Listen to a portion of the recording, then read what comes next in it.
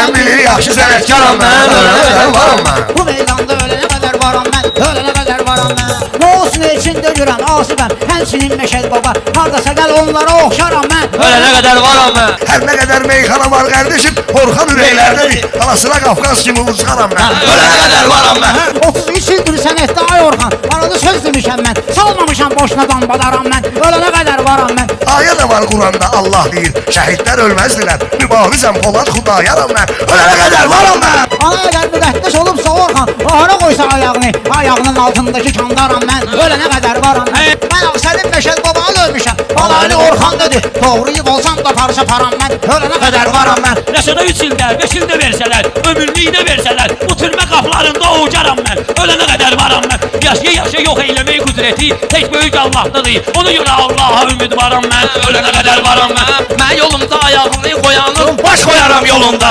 yəni mənə yar olan